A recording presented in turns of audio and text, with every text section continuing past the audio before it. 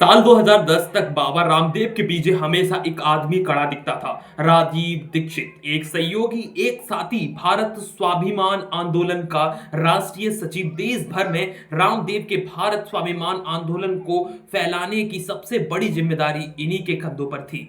नवंबर तक राजीव 2 महीने की लगातार यात्रा पर थे। इस समय उनके पॉपुलैरिटी रामदेव से भी ज्यादा बढ़ चुकी थी। 29 नवंबर अगला पड़ाव बेमंत्रा शहर, लेकिन रास्ते में अचानक से इनकी तबीयत बिगड़ने लगी। दिल का दौरा पड़ता है और उनकी मौत हो जाती है। राजीव दीक्षित की मौत के बाद रामदेव ने कहा कि राजीव को बीपी, शुगर और दिल की बीमारी थी। उनको शायद जेनेटिव की प्रॉब्लम थी, बीपी की, शुगर की, हार्ट की, तीनों। लेकिन राजीव दीक्षित के भाई ने कहा कि राजीव को कोई भी बीमारी नहीं थी। मैं पिछले 18 सालों से बीमार नहीं पड़ा, आज तक किसी डॉक्टर के पास नहीं गया, आधी गोली भी नहीं खाई। उन्होंने राजीव दीक्षित के साथ मौजूद लोगों ने कहा कि उनकी हालत इतनी नाजुक थी कि वह बात तक नहीं कर सकते थे। लेकिन दूसरे दिन टीवी पर रामदेव आते हैं और कहते हैं कि उन्होंने राजीव दीक्षित से 1 घंटे तक बात की। मैंने करीब 1 घंटे तक समझाया, 1 घंटे तक तो सोच सच का क्या था, अस्पताल में क्या हुआ था, सच क्या बताया गया, डॉक्टर कौन थे और परिवार को बाद में क्या पूरा सच पता चला। और सबसे बड़ा सवाल, क्या यह मौत स्वाभाविक थी या इनकी मौत के पीछे कोई गहरी, बहुत गहरी साजिश थी।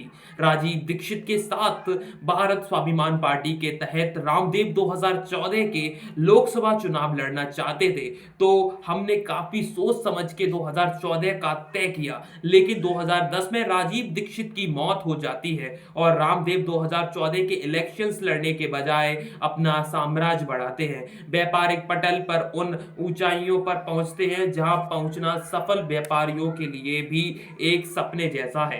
रामदेव के व्यापारियों साम्राज्य और उसमें शामिल तिगड़ामों पर हम एक वीडियो पहले ही बना चुके हैं। आप इस वीडियो के बाद जाकर उसको देख सकते हैं, लिंक आपको डिस्क्रिप्शन बॉक्स में मिल जाएगा। इस वीडियो में हम यह जानेंगे कि राजीव दीक्षित के साथ रामदेव की वह यात्रा अधूरी क्यों रह गई और राजीव दीक्षित की मौत के बाद रामदेव ने कहा वह रास्ता क्यों छोड़ दिया।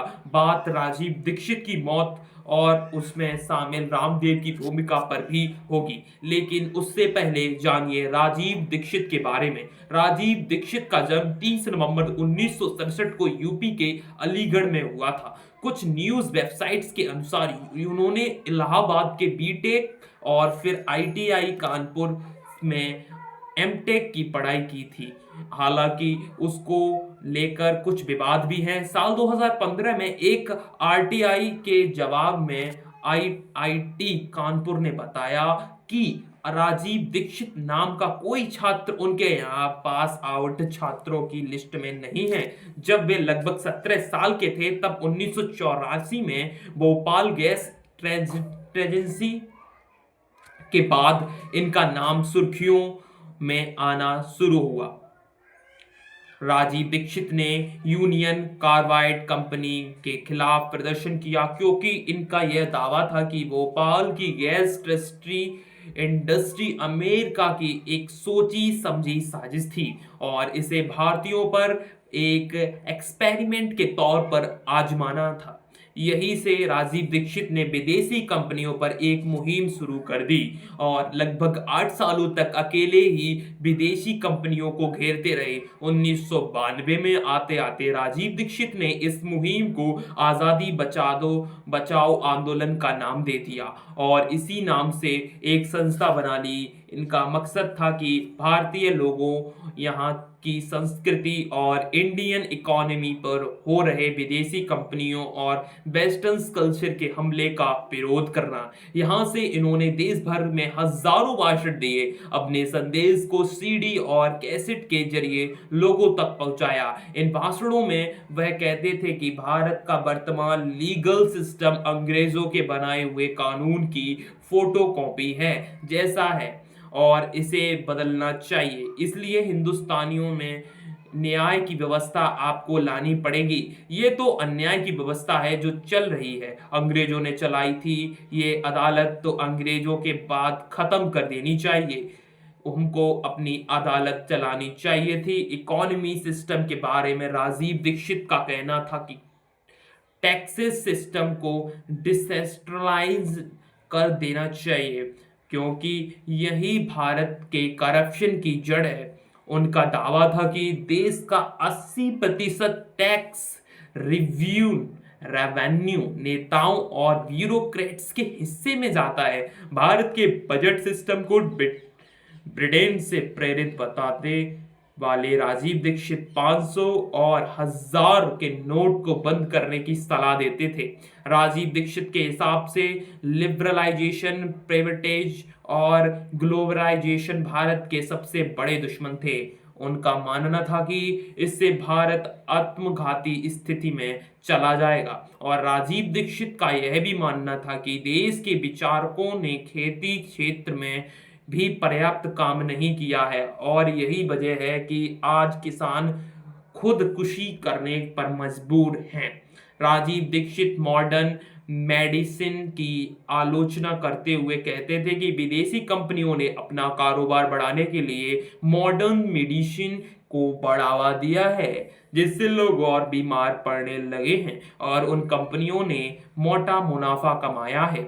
वह आयुर्वेद को मॉडर्न मेडिसिन से बेहतर बताते थे और कहते थे कि भारत का मेडिकल सिस्टम आयुर्वेद पर आधारित होना चाहिए। स्वदेशी की वकालत करते हुए उन्होंने ऐसे पर्चे बंटवाए जिसमें लिखा होता था कि कौन सी कंपनी विदेशी है और कौन सी भारतीय। देखिए, स्वदेशी और भारतीयता की वकालत करने वाले राजीव दीक्षित को की जो नीयत है वह अच्छी हो सकती है, लेकिन उनके दावे हमेशा ऊटपटांग थे, जिनका ना कोई सर था ना कोई पैर। जैसे उनका एक दावा यह भी था कि अमेरिकी जम्मू कश्मीर को अपने कब्जे में करना चाहते हैं, और इसी वजह से वह पाकिस्तान को पैसे देता है ताकि पाकिस्तान आतंकवाद को पाल सके और जम्मू कश्मीर के मसले पर भारत की नाक में दम कर सके। अमेरिका है वो पाकिस्तान को पैसा भेजता है, वो पाकिस्तान पैसा जम्मू कश्मीर में भेजता है, और वो पैसे से सारे देश में बम ब्लास्ट होते हैं। जम्मू कश्मीर में तो होते ही हैं। ऐसा ही उनका एक दावा प्रधानमंत्री जवाहरलाल नेहरू पर भी था, जिसमें वह कहते थे कि जवाहरलाल नेहरू, मोहम्मद अली जिन्ना और अडवाणी माउंटबेटन एक ही कॉलेज में पढ़ते थे और एडवीना से दोनों लगे हुए थे।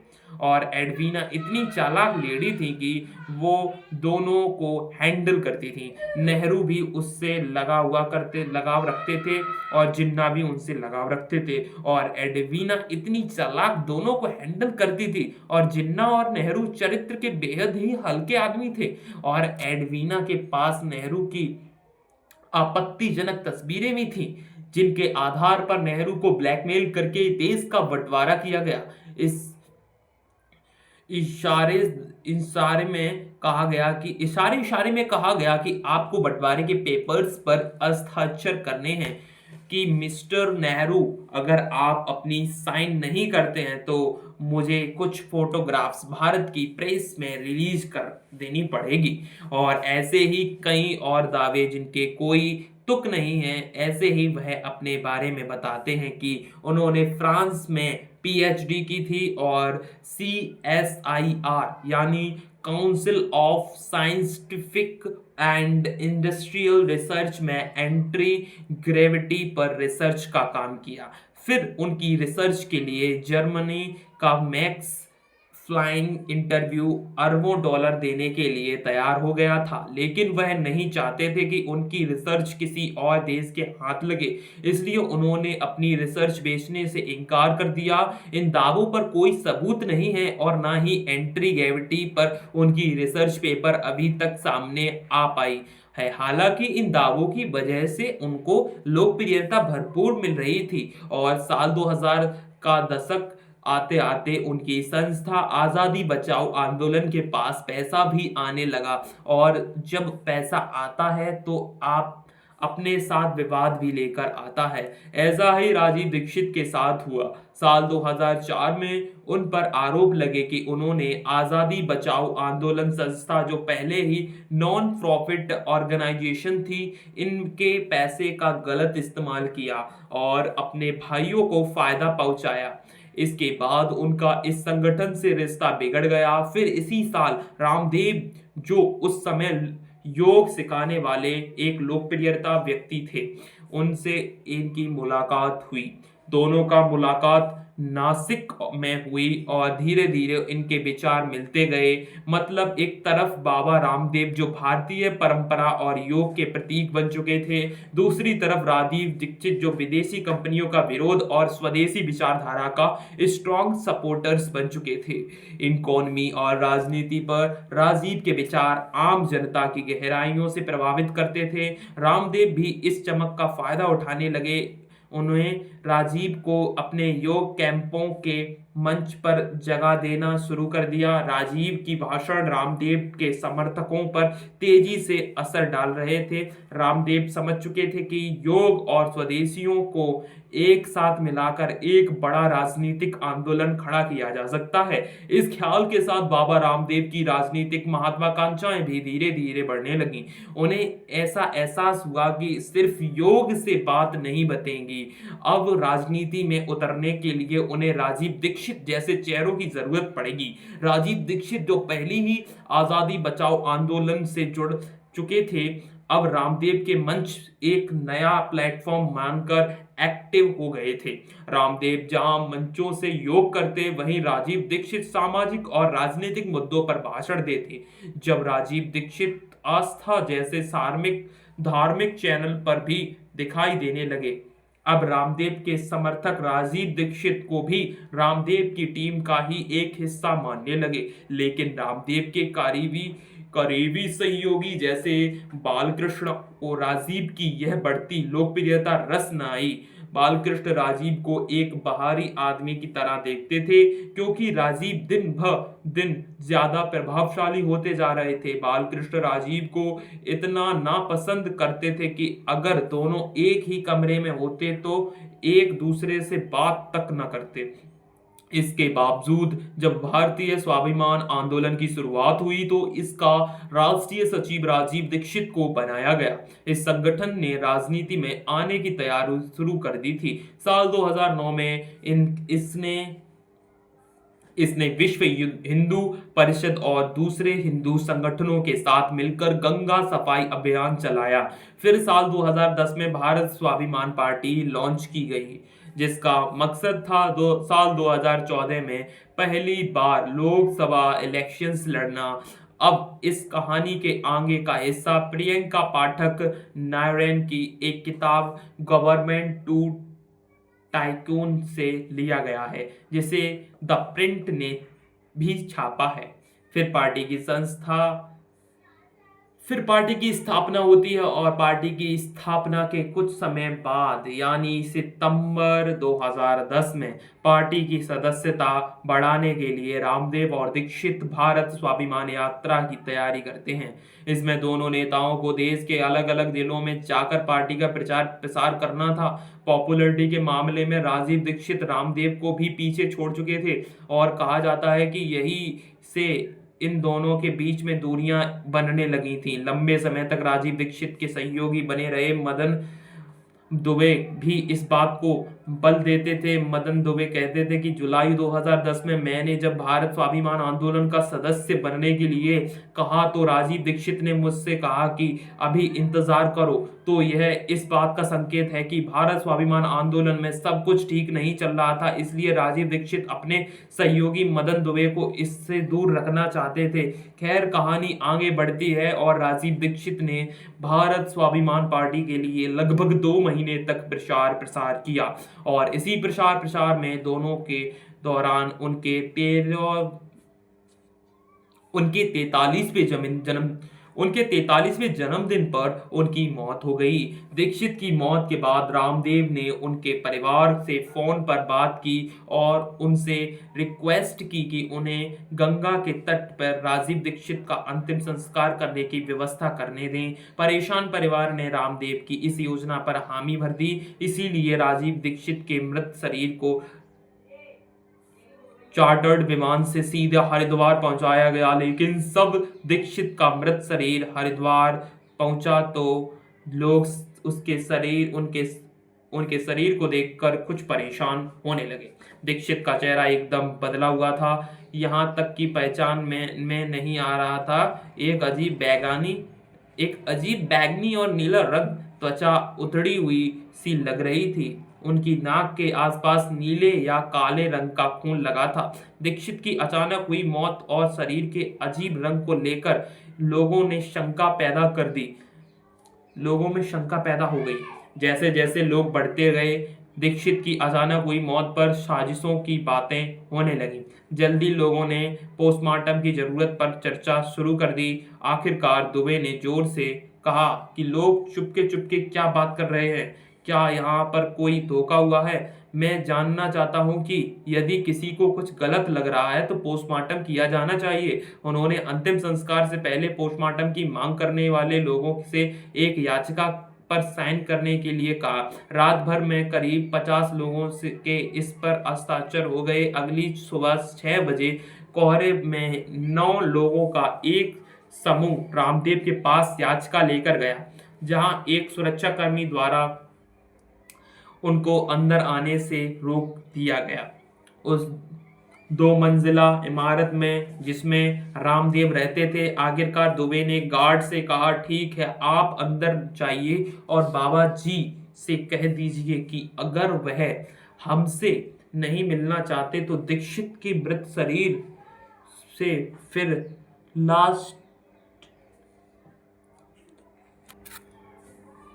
अगर वह हमसे नहीं मिलना चाहते हैं तो दीक्षित की मृत शरीर की अंतिम संस्कार करने की अनुमति नहीं दी जाएगी। फिर लास्टली रामदेव 7:30 बजे पर एक बैठक करने के लिए राजी हो गए और उन्होंने दुबे और उनके साथ सहयोगियों को अंदर बुलाया, लेकिन उनके सेल फोन उनसे ले लिए गए ताकि यह इंश्योर किया जा सके कि उन्होंने इसमें कुछ रिकॉर्ड नहीं किया है। दुबे रामदेव के सबसे करीब बैठे थे। उन्होंने पोस्टमार्टम के लिए 50 लोगों द्वारा साइन पिटीशन को रामदेव को सौंप दिया। रामदेव ने दुबे से कहा, तो तुम क्या चाहते हो? दुबे ने जवाब दिया, हम सभी आजादी बचाओ आंदोलन के संरक्षक हैं और हम पोस्टमार्टम चाहते हैं। रामदेव ने जवाब देते हुए कहा कि यह मौत को तो प्राकृतिक है, इसके लिए पोस्टमार्टम की क्या जरूरत? इस पर दुबे ने कहा कि हमें कुछ संदेह है, इसलिए पोस्टमार्टम हो जाने दीजिए।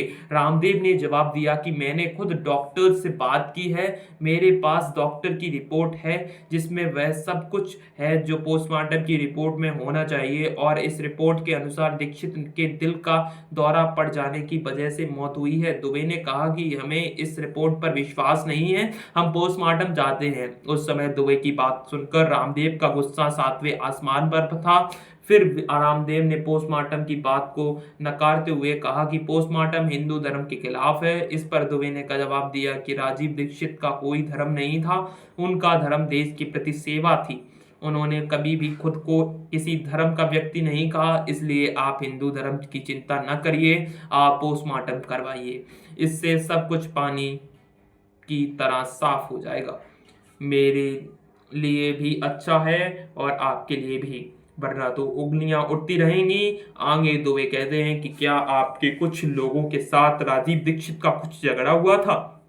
यह सच है या नहीं? आपके लोग उनके साथ कुछ भेदभाव करते थे? यह भी सच है या नहीं? मुझे पता है कि आपके लोग परेशान थे कि राजीव दीक्षित जैसे कुछ बाहरी लोगों कहीं से आकर भारत स्वाभिमान आंदोलन के राष्ट्रीय सचिव बन गए। उन्हें इस बात की ईर्ष्या थी कि हजारों लोग राजीव से मिलने आते थे। इसके बाद करीब 1 घंटे तक बातचीत चली। आखिरकार रामदेव ने कहा कि ठीक है, हम उस हॉल में चलते हैं जहां राजीव दीक्षित का शव रखा है और उनके परिवार से, उन लोगों से, उनके रिलेटिव से बात करते हैं। दुबे और उनके सहयोगी मान गए और वह हॉल की तरफ चल दिए।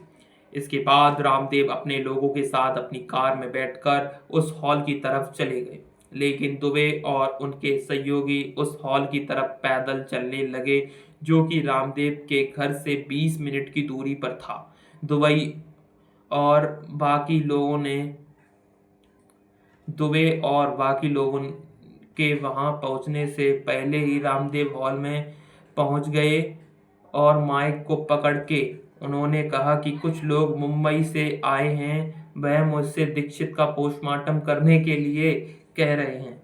मृत शरीर के साथ छेड़छाड़ करने की अनुमति हिंदू धर्म में नहीं है। फिर भी हॉल में मौजूद शोक करने वाले लोगों में से एक हरियाणा के डॉक्टर सुमन, जो भारतीय स्वाभिमान आंदोलन और राजीव दीक्षित के काम काम में बहुत निकटता से जुड़े हुए हैं, उन्होंने खड़े होकर कहा, तो आप इस शव का पोस्टमार्टम क्यों नहीं करवा देते?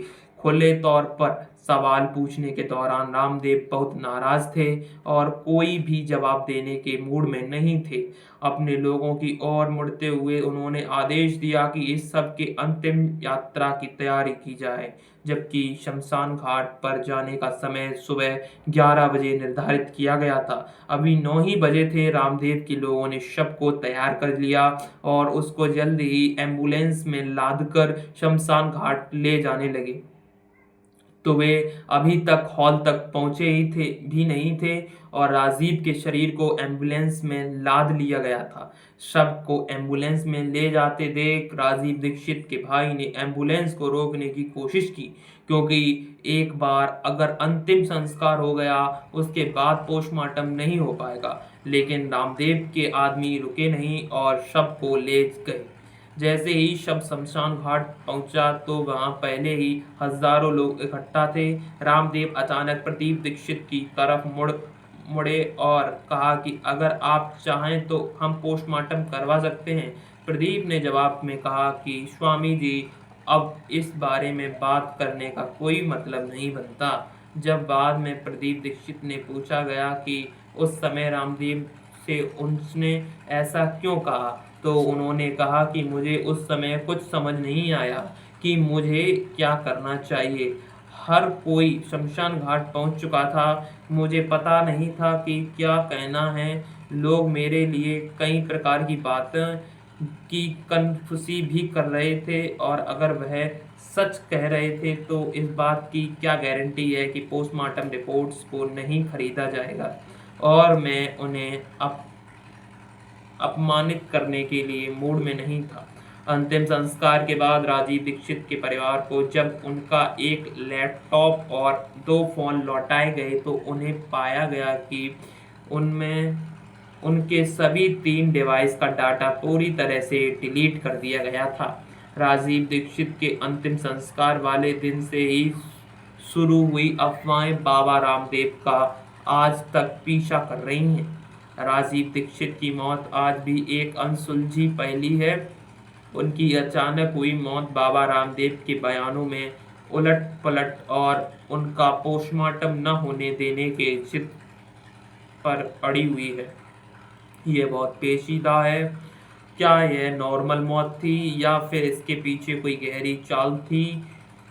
उनके शरीर का रंग बदला क्यों था? लैपटॉप और फोन का डाटा क्यों गायब था? रामदेव की करीबियों के साथ उनकी क्यों नहीं बनती थी?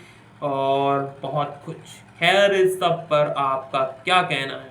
आप कमेंट सेक्शंस में बता सकते हैं। वीडियो अच्छी लगी हो तो लाइक शेयर, चैनल को सब्सक्राइब करना ना भूलें। जय हिंद।